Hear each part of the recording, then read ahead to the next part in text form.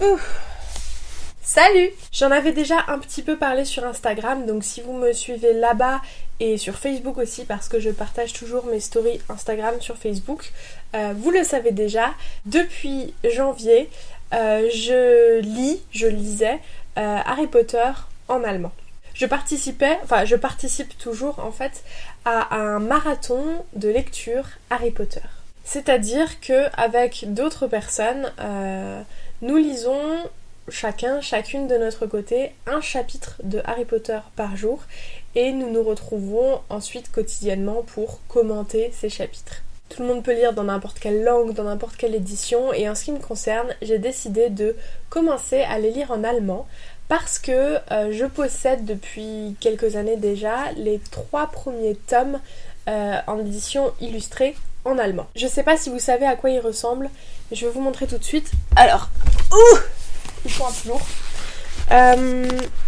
Nous avons le premier tome. Voilà. Je me mets bien là pour que ça fasse le focus. Ça, c'est le premier tome.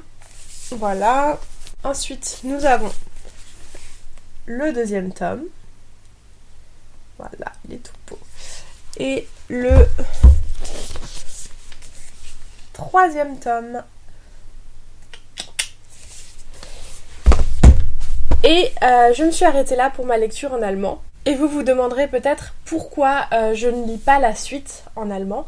Tout simplement parce que le 4e tome en version illustrée n'est pas encore sorti. Il sort en octobre de cette année. Et bien qu'à la fin du 3e tome, j'aurais bien continué à lire en allemand, je ne me sentais pas de le faire dans une édition normale, non illustrée. C'est sûrement un peu psychologique, mais les illustrations permettaient un petit peu de couper ma lecture, de faire des pauses dans mon cerveau. Parce que, comme vous le savez peut-être, si vous l'avez déjà expérimenté, lire dans une langue étrangère, ça demande un peu plus de travail au cerveau et ça prend plus de temps.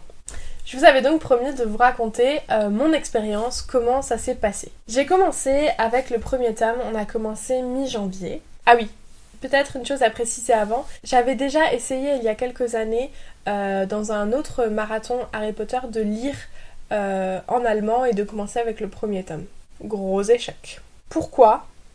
Tout simplement, je pense que à l'époque, je n'avais pas encore le niveau d'allemand suffisant pour entamer ce marathon. Je crois que j'en ai déjà parlé dans une précédente vidéo, mais cet été, j'ai pris un cours d'allemand intensif de niveau B2 à la Volkshochschule, donc l'équivalent de l'université populaire ici en Allemagne.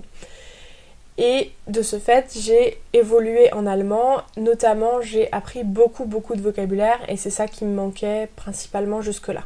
Pour apprendre, réviser mon vocabulaire d'allemand, j'utilise une petite application de flashcards sur mon téléphone qui s'appelle Anki. Et si ça vous intéresse, n'hésitez pas à me le dire dans les commentaires ou sur Instagram, sur Facebook. Je vous en reparlerai peut-être.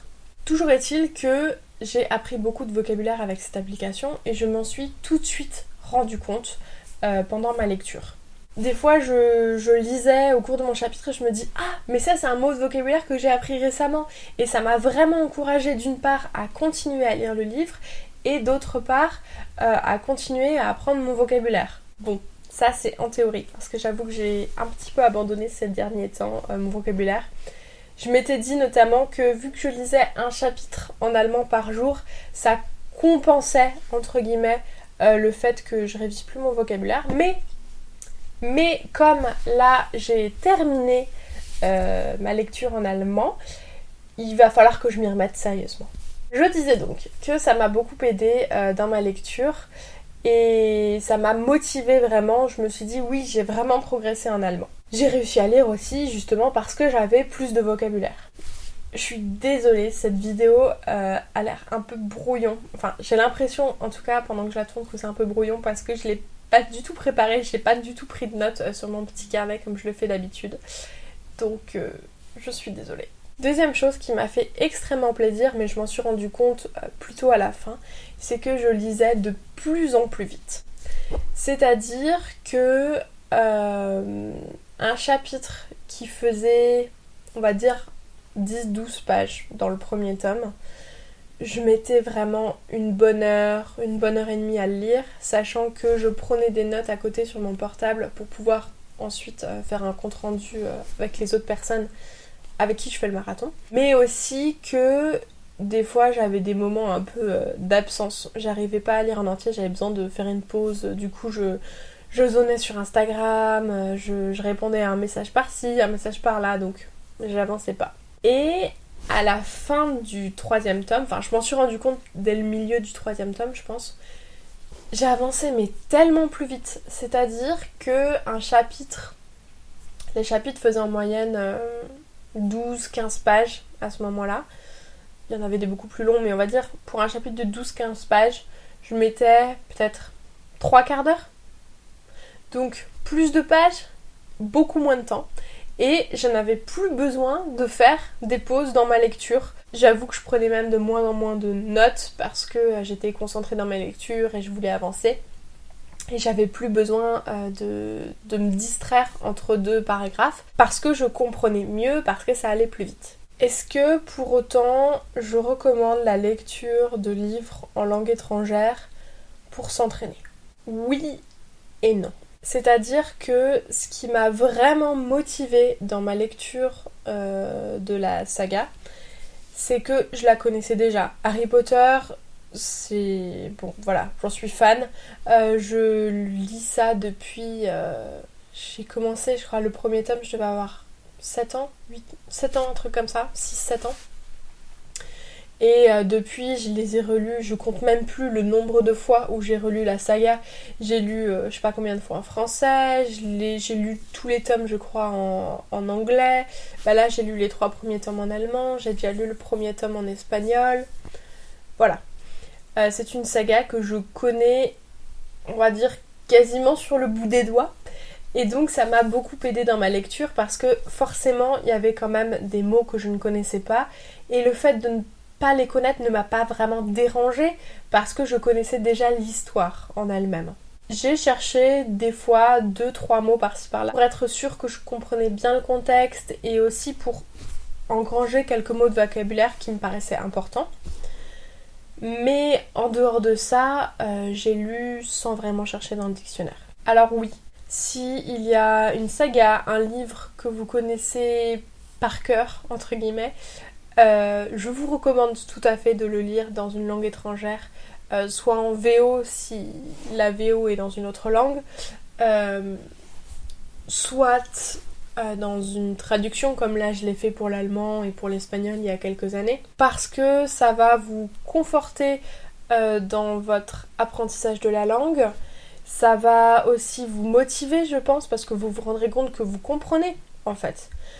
Attention, évidemment, ne faites pas ça quand vous avez un petit niveau, ça va plus vous décourager qu'autre chose. Ne faites pas comme moi, je l'ai fait il y a quelques années pour le tome 1. Après, est-ce que je vous recommande de lire un livre que vous ne connaissez pas du tout dans une langue étrangère? Je sais pas. Il existe des éditions bilingues évidemment, mais c'est pas forcément ce que je recommanderais parce qu'on a forcément tendance à regarder le texte, la traduction à côté, et donc ça ne change pas énormément de choses. Il existe aussi des éditions scolaires, des livres qui sont adaptés à tel ou tel niveau avec des explications régulièrement, donc ça c'est intéressant. Mais si vous voulez lire un livre tout à fait classique, tout à fait normal, attendez peut-être d'avoir un niveau suffisant, ça risque de vous décourager. Après, je vous dis ça avec mon expérience, ma vision des choses, comment moi je fonctionne. Je sais que moi je serai découragée, mais ça veut pas dire que d'autres personnes justement trouvent le challenge super motivant et que ça leur pose pas de problème. Voilà, je pense que je vous ai à peu près tout dit. C'était une vidéo assez courte, je pense. Je verrai au montage. Du coup, dernière chose, update sur le marathon que je suis en train de suivre. J'ai donc lu, comme vous l'avez compris, je pense que je l'ai assez répété, les 3 premiers tomes en allemand. Le tome 4, j'ai décidé de le lire en français parce que c'est le tome du milieu, parce que c'est mon préféré, donc j'ai vraiment envie de bien comprendre tous les petits détails et de me remémorer vraiment le contexte de l'histoire et quand moi je l'ai découvert aussi. Et j'ai décidé de lire les 3 derniers tomes en espagnol. Pourquoi en espagnol? Tout simplement parce que, comme je vous l'ai dit dans une précédente vidéo, j'ai décidé d'être prof ici en Allemagne et les profs en Allemagne doivent enseigner 2 matières à l'école. Et donc moi j'enseignerai forcément le français mais aussi l'espagnol parce que j'ai déjà une licence en espagnol donc c'est plus facile au niveau de la reprise d'études et parce que j'aime bien cette langue aussi. Et donc pour me remettre dans l'espagnol parce que je ne l'ai pas parlé depuis extrêmement longtemps, j'ai décidé de lire les 3 derniers tomes en espagnol et je sais que ça va aller sans trop de soucis parce qu'il y a quelques années j'ai déjà lu le tome 1 et ça m'a pas posé énormément de problèmes. Et de toute façon l'espagnol étant une langue latine qui ressemble vraiment au français, même s'il y a des mots que je connais pas vraiment, je devrais les deviner assez facilement. Donc ça va être très sympa. Et comme je suis un petit peu maniaque, que j'ai déjà le tome 1 dans une édition bien spécifique, j'aimerais bien acheter les tomes 5, 6, 7 dans la même édition, évidemment. Et donc dès que j'ai fini de tourner cette vidéo, je vais aller les commander sur internet. Petite digression, je vais devoir les commander sur Amazon. Je voulais pas vraiment au départ parce que Amazon... voilà. Mais j'ai essayé de chercher des gens qui habitent en Espagne, qui pourraient les acheter pour moi, me les envoyer ensuite par la poste, mais j'ai pas vraiment trouvé. Donc voilà, Amazon ce sera, même si j'essaye d'éviter au maximum cette compagnie. Voilà, j'espère que cette vidéo vous a plu, que je suis pas trop partie dans tous les sens et que c'était à peu près clair pour vous.